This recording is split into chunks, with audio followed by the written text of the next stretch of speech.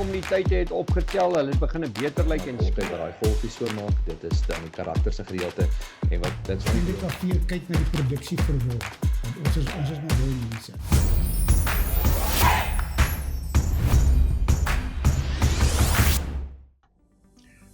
Goeiedag en is weer lekker om met die boere te gesels, maar ai, wat 'n deurmekaar spel is die wêreld nie. Dan dink ons die rand gaan verswak, die sagte kommoditeite gaan opgaan en net wanneer ons dink dit gebeur, dan stuur meneer Trump 'n boodskap in die wêreld in en in 'n ommesientjie draai die rand om en hierdie is nou tipies, ek wil julle reeds hierdie kers wys en soos julle weet, die kers tegniek is niks anders as die emosie van die mark nie.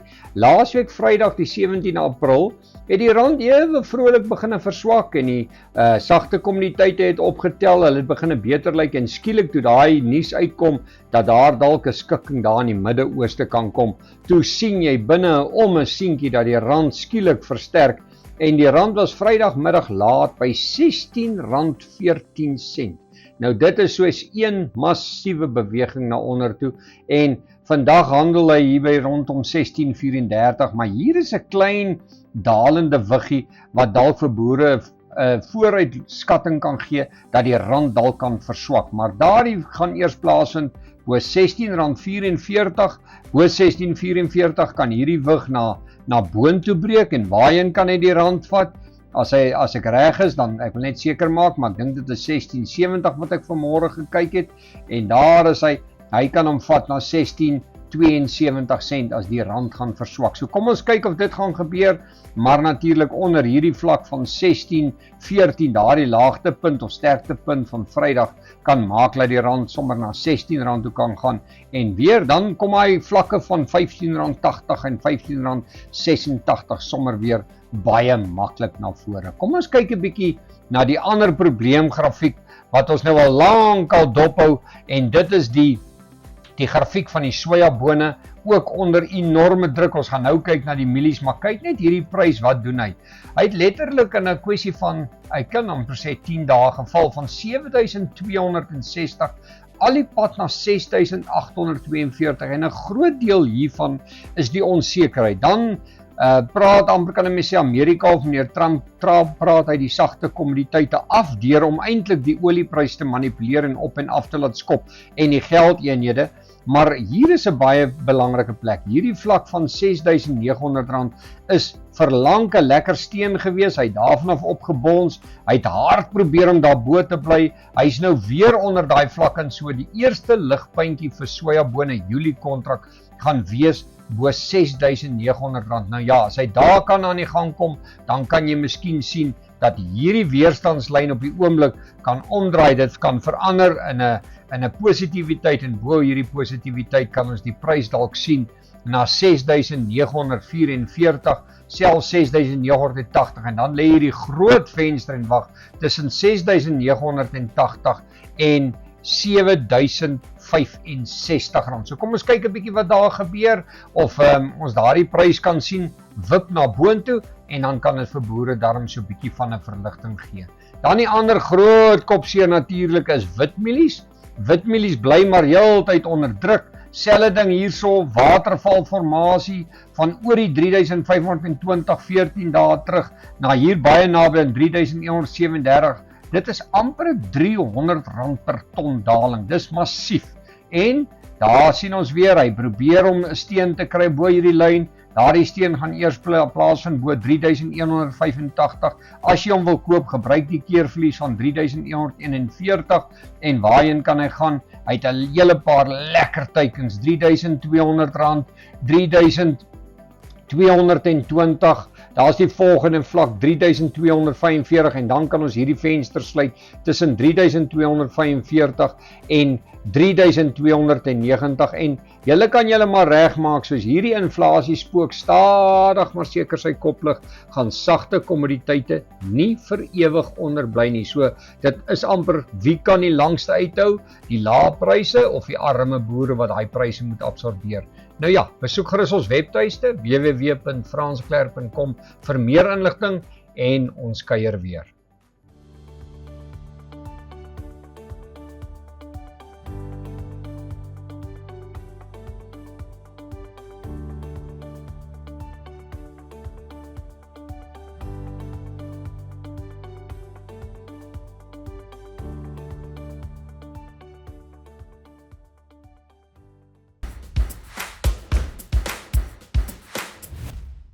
'n OVK-kliënt, Paul Webber, het onlangs die seisoen en wêreldrekord vir die hoogste prys vir 'n Baal superstyl klein bokkie haar tydens 'n openbare veiling behaal.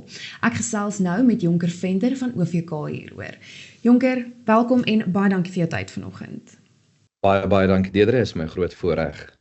Kom ons skop sommer af, wat is die kenmerke van goeie bokhaar? Deidre, goeie bokhaar oor die algemeen, ons praat van dis 'n noble fiber en ons is in 'n niche mark wanneer ons met bokhaar werk. So die eienskappe waarna ons kyk binne bokhaar is maar die fynheid, die lengte, die styl en karakter en dan die algemene voorkoms ook van die haar. Wanneer ons na fynheid kyk, verwys ons, verstaan, na die aanvoeling van die haar. Hoe voel dit wanneer jy dit hanteer, verstaan? So dis baie belangrik. En vir hierdie spesifieke baal en waaroor die gesprek gaan, verstaan, gaan dit oor klein bokkie haar wat geskeer is. So bokke word elke 6 maande geskeer en dan jou klein bokkie skeersels is op 6 en op 12 maande, verstaan, en waarvan jou fynste skeersel dan op 6 maande plaasvind. As ons na die lengte kyk, daar's verskillende lengte simbole, verstaan, jy kry A, B, C, D en 'n E waarvan jou E jou kortste is en jou A-lengte jou langste haar is. In Suid-Afrika en klompie jare terug nog het ons oor die algemeen redelike A-lengte haar geskeer. Deesdae is 'n klein persentasie van B-lengte haar wat geskeer word, waarvan die grootste gedeelte dan C-lengte haar is wat geskeer word. En dan die styl en karakter, dit is nou daai mooi stringetjies haar wat ons altyd na sien. Verstaan, so dit bestaan uit 2 gedeeltes, dit bestaan uit die styl, wat die spiraal gedeelte is, en die karakter is daai golf wat amper soos wanneer 'n ou na wol kyk wat daai golfie so maak, dit is dan die karakter se gedeelte, en wat dit so ongelooflik maak is daai golfie se gedeelte word dan omvou deur die spiraal gedeelte, en dit is wat daai ongelooflike mooi voorkoms aan die stringe van die bokhaar gee. En dan die algemene voorkoms, dis waar die groot ding inkom. Dan kyk ons na die glans van die haar, ons kyk na die afwesigheid van vreemde vesels, die kondisie van die haar, en dan hoeveel stof en hoeveel vlek en hoeveel saad daar dalk in die haar mag voorkom. So wanneer ons na die glans van die haar kyk, wil ons graag hê dit moet nie dof vertoon nie, daar moet lyk of daar 'n bietjie lewe in dit is, en dit is op die einde van die dag een van die belangrikste eienskappe vir die kopers en die verwerkers van sybokhaar, is dat hulle soek na daardie glansgedeelte in die haar. Die afwesigheid van vreemde vesels, ons soek daarom nie gekleurde vesels daarin nie, dit moet redelik vry wees van kemp, want wat gebeur is wanneer daai haar bokhaar gekleer moet word, kemp vat nie kleur op nie, want dit is it's a hollow fiber, so hy kan ongelukkig nie kleur vat nie, en dit is waarom ons nie kemp in die haar wil hê nie. En dan die kondisie van die haar, dan moet dan 'n bietjie olievloei in die haar wees, wat by kan dra tot die hantering toe, wanneer dit nie so skurf is op jou hantering nie. En dan stof, dit is hoekom die bokke word dan op sekere tye gedip voor skeertyd, en dan taamlike tyd voor skeertyd, al hier van 3 maande voor skeertyd af, tot net voor skeer, om bietjie die aantal hoeveelheid stof wat binne die haar is dan ook te verwyder, en dan vlekke, ons probeer daarom dit wat deur die rinevlekke en soos in die haar, probeer ons ook te verminder, en dan saadkontaminasie, dit is maar een van die goedjies wat ou altyd maar kry, gewoonlik wanneer na goeie reën soos wat ons nou gehad het, weet ons in die winterseisoen verwag ons daar gaan 'n redelike klompie saadskeersels wees wat deurkom, en nou hanteer dit ook op die einde van die dag maar. Ja, so sê vir my, Paul Webber het onlangs die seisoen en wêreldrekord vir die hoogste prys vir 'n Baal superstyl klein bokkie haar tydens 'n openbare veiling behaal. Waarom is hierdie spesifieke klein bokkie haar van hom so gesog? Ja, dit verwys maar net na alle eienskappe waaroor ons nou gepraat het. Dit gaan oor daai styl en karakter, daai ongelooflike hantering en dan die glans wat in daai haar is. En dan kyk die kopers ook na die histogramme wanneer die haar getoets is. Sy variasie in lengte wat in daai spesifieke stapels voorkom was relatief laag, en dan ook in die mikronne van die sterkste vesel tot die fynste vesel wat in daai stringe voorkom, daai variasie, daai koëffisiënt van variasie was ook relatief laag. Ek wil ook dan net noem, hierdie tipe baal wat Paul Webber ingestuur het, en 'n klompie ander bale neem deel aan 'n baalkompetisie wat MSA tans hou, en daar sekere kriteria waarin hierdie bale moet voldoen, en een daarvan is dat dit uit superstyl haar moet bestaan. Dit is een van die belangrikste goede, en wat hierdie haar van Paul Webber so uniek maak, is dit, kompetisie gewys, is dit definitief een van die topbale wat aangebied is, en die prys weerspieël dit ook vir ons. Ek meen R1220 per kilogram vir 'n 22.1 mikron baal wat 94.8% skoonopbrengs gehad het. Ja, dit spreek boekdele. En die skoonopbrengs speel ook 'n geweldige groot rol. Dit wys vir ons hoe skoon daardie haar is, verstaan, so die skeerselvoorbereiding was ongelooflik goed, en dit is, vir ons sien dit ons totaal net as 'n spanwerk wat plaasgevind het, van die tegniese veldbeampte wat op die plaas daarbey betrokke was, Paul Webber self, hy met sy span mense op die plaas wat die bokke voorberei het vir skeer, en dan tydens die skeerproses die klasser wat daarbey betrokke was, en dan ons tegniese personeel hier by OVK in die stoor. John Ray du Preez is een van ons bokhaarbemarkers, en sy hoofdoel en funksie by OVK is dan uit die aard van die saak sy tegniese funksie, so verstaan daai haar as 'n klompie kere deur sy hande om seker te maak, ons bied die beste baal wat ons kan aan vir die kopers, om die best moontlike prys dan vir ons produsente dan te kan behaal. Wat maak hierdie dan nou anders en hoe vergelyk dit met vorige rekordhouers se klein bokhaarbale? So, daar is twee tipe veilings wat gewoonlik gehou word, jy het 'n privaat veiling of openbare veiling. Soos jy dit regtig genoem het, verstaan is hierdie seisoen en wêreldrekordprys vir 'n openbare veiling. Die vorige wêreldrekord vir 'n openbare veiling was gewees in 2023. Dit is daardie tyd behaal deur ook 'n OVK-kliënt, Fred Colbon van FEC Farming van Willowmore, en dit was ook vir 'n baal BSWFK van 23.2 mikron, en dit het 'n allemintige skoonopbrengs gehad van 98.1%. So vir daardie tyd was dit ongelooflik goed gewees. Ek moet dan net noem dat die markterm nou van daardie tyd af tot nou toe met so wat 9% gestyg het, en hierdie spesifieke bale gaan uit en uit word gekoop deur die kopers, en vir die koper van daardie baal, daai tyd was WBC gewees, dit gaan vir 'n spesifieke modehuis. Die koper wat die baal van Paul Webber nou gekoop het, was Standard Wool gewees. Jy sê nou Standard Wool het die baal gekoop, so waarheen gaan hierdie baal? Waarvoor gaan dit dan nou gebruik word?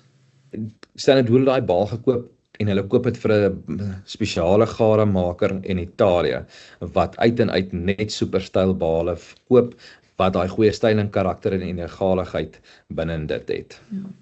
Net gou vinnig, jy het nou genoem dat Paul hulle se voorbereiding regtig uitsonderlik was. Wat is dit wat hulle dan nou reg gedoen het in terme van voorbereiding?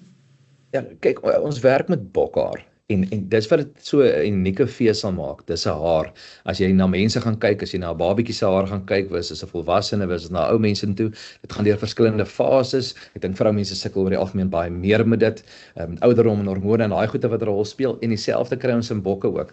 Jy sit met 3 verskillende ouderdomsgroepe in bokke, jy kry jou kids, jou jong bokke en jou groot bokke, verstaan, so in elke seisoen oor ons bokke, elke 6 maande keer, verander jou haar letterlik van geboorte af tot op 'n einde van die dag wanneer daai bok die laaste keer geskeer is. So elke seisoen verander daai selfde bok se haar, omgewingsfaktore en alles speel 'n rol. So wat hierdie jaar werk, gaan noodwendig nie volgende jaar weer werk nie. En ek dink die natuur en Paul se voorbereiding, dit het net alles ongelooflik goed gesinkroniseer. Die tyd wat hy gedip het reg gewerk.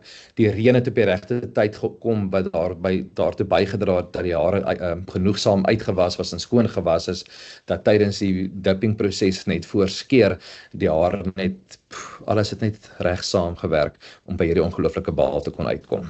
Jonker, ek sê vir jou baie dankie vir jou tyd vanoggend. Baie dankie Deidre, dit was lekker geweest. Ons maak weer so. Ons maak so.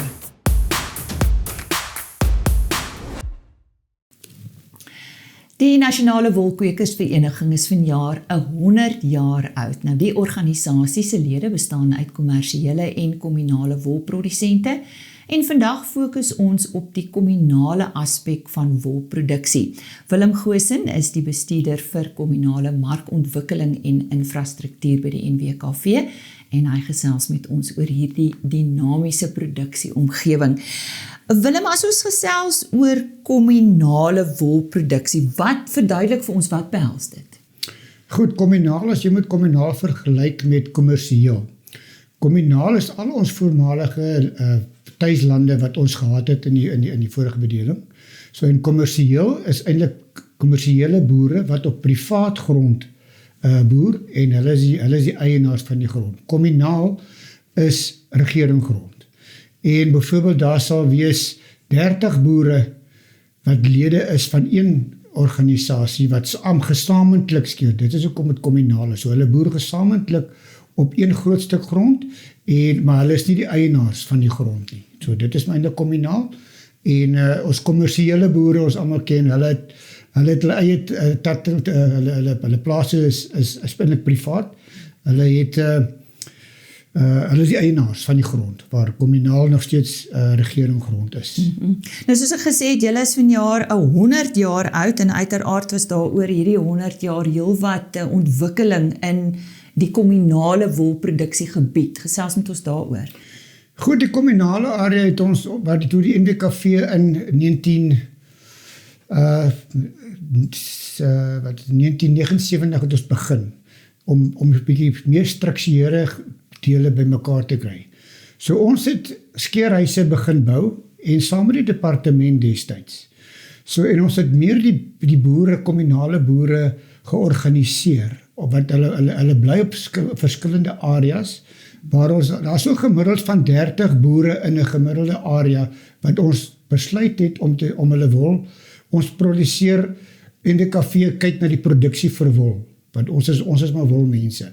So ons het nou die mense geleer om gesamentlik te skeer by gesamentlike skeerhuis, en dan hulle wol bemark onder een produsentenommer en onder 'n produksienaam van die skeerhuis. So dit is wat ons nou gesamentlik noem, dit neem deel nou van die kommunaal, omdat daar nou nie afsonderlike privaat plase is nie. So almal skeer saam en ons bemark die wol as een ek wil sê so een skeersel, maar dit behoort aan 30 boere wat in daai selfe omgewing bly. Nou Willem, jy het nou net daaroor gesels, wolproduksie bly die hoofdoelwit en een van die NWKV se groot fokuspunte is ook om die gehalte van wol te verbeter, en ek is seker oor hierdie laaste eeu het veral op kommunale gebiede het wol heelwat verbeter. Brei 'n bietjie uit daaroor. Goed, wat ons ook gedoen het, ons konsentreer baie op wat die veiling en die mark soek vir hierdie boere. Ons moet hierdie boere meer geld kry vir hulle wol. Dit is maar eintlik hulle groot bestaan. Die wol is maar 30% van die skaap se inkomste. So hulle verkoop hulle skaap uit die hand uit vir vleis, maar die wolproduksie word gesamentlik bemark. So ons is 7 produksieadviseurs in die Oos-Kaap, en elkeen werk hard. Elkeen het sy eie afdeling of 'n gedeelte van die Oos-Kaap waardeur hy sy boere oplei deur beter wolklassering, bietjie kuddebestuur en kwaliteitbeheer. Die mark, as ons wol verkoop op die openbare veilings, die kwaliteit, skoonopbrengs en mikron verkoop die wol. So ons almal streef na beter pryse. So ons opleiding is baie belangrik in ons kommunale areas om hulle skape te verbeter. En so elke jaar moet ons 'n beter inkomste wys om vir daai boere dat hulle beter kan oorleef. Nou wat van produksiepraktyke en aspekte soos genetika, vrugbaarheid, lampersentasie en dies meer, hoe staan julle hulle by, want ek dink op die ou end dra dit by om die wol se gehalte te verbeter en natuurlik vir hulle 'n mark te kry. Ja, as ons nou daaroor gesels, daar is niks fout met die skape wat in ons kommunale areas is. Vrugbaarheid, lamproduksie is baie hoog, 90 tot 100%. Ons groot probleem is, omdat ek nou gesê het, is kommunaal, daar is glad nie drade nie. Ons het nie 'n kampstelsel nie, ons kan nie veilingsbestuurs toepas, omdat dit ons grond is. Dit is nie net soos 'n kommersiële boer wat 1 plaas het, of 2 plaas het, en alles is omheen, en ons het verskillende kampe nie. So, dit is baie moeilik, die komitees van hierdie skeerhuise moet baie mooi saamwerk, om 'n goeie resultaat te kry. En deur hard te werk, met almal saam, en die produksieadviseurs, probeer ons ons noem dit speenpersentasie. As ons nie langer sit om te speen nie, gaan daai skeerhuis se wolproduksie nie groei nie. En omdat dit 'n natuurlike paringsstelsel is, waar die oeye gedek word, dit is oornatuurlik. November, Desember kry al hierdie areas goeie reën, die oeye tel kondisie op, hulle word gepaar, Mei, Junie maand word die lammers gebore. Augustus, September is dit baie droog.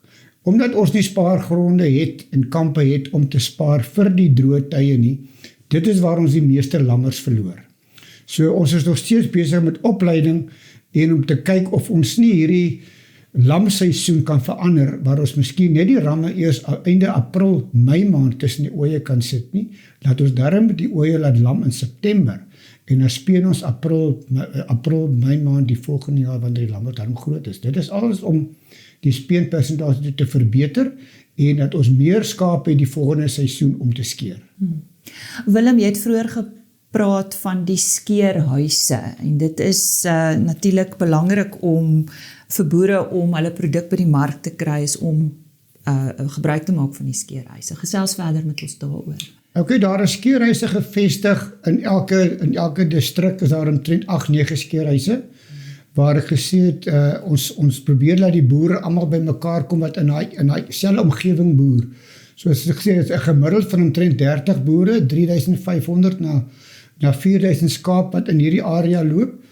So ons bring hulle almal by mekaar skeertyd en ons skeer hulle wol in dieselfde skeerhuis.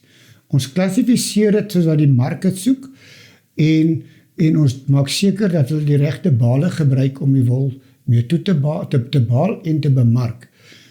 Ons het ook goeie kontrakteurs wat ons wol van die skeerhuis na die mark toe vat, na die verskillende makelaars, en hulle berei natuurlik die wol voor om dit op die publieke veiling te sit. So as deur dit op die veiling te sit en deur die makelaars te werk, kry ons 'n baie goeie prys as wat ons individuele boere vat en hulle verkoop dit na die naaste spekulant of so. So op die veilingstelsel is dit 'n markprys wat almal saam met hulle is gemeng met kommersieel en kommunaal. So as jy goeie wol het, so byvoorbeeld goeie skoonopbrengs, goeie kwaliteit, goeie mikron, kry jy definitief 'n baie beter prys op die veilingstelsel. Nou die kommunale gebiede se bydrae tot wolproduksie het die afgelope paar jaar drasties toegeneem en ek is seker julle wil dit graag verder verbeter en voortsit. Watse planne het julle? Op die oomblik is daar 1900 aktiewe skeerhuise met elkeen 'n goeie sy eie produsentenommer. So wat ons dan doen, ons het na die seisoen, soos 2024-2025 se seisoen, die afsluiting daar het die net kommunaal in die Oos-Kaap het omtrent 6.2 miljoen kilogram deur die veilingstelsel verkoop. So ons kyk ook natuurlik om, soos ek sê, die speenpersentasie moet ons verhoog en ons is ook tans besig met 'n tipe van 'n ramprojek waar ons beter goeie kwaliteit ramme beskikbaar stel vir ons kommunale boere. En daar is natuurlik nou, ons het nou 'n goeie seisoen gehad, nou 25-26, waar die wolmark omtrent 35-40% op is. So baie van die boere het nou Desember, Januarie ekstra geld gehad en ons het hulle bygestaan deur die produksieadviseurs van NWKV ons vir hulle goeie kwaliteit ramme aangekoop by stoetboere en goeie kommersiële boere om hulle kuddes te verbeter. Daar is ook natuurlik 'n baie groot aanvraag vir ooe. Ons kan nie net ramme aankoop nie, want hulle ooe is van hulle, ons ook maar 'n laat tipe en dis nie baie goeie kwaliteit ooe nie, so ons verbeterde hulle wolkwaliteit ook. So ons verkoop die ooe wat ons uitklas, ou ooe, en dan daai geld gebruik ons dan om vir die boere 'n goeie kwaliteit ooe te koop saam met 'n goeie kwaliteit ram. En vir die volgende seisoen gaan ons definitief 'n beter kwaliteit lam hê om te skeer.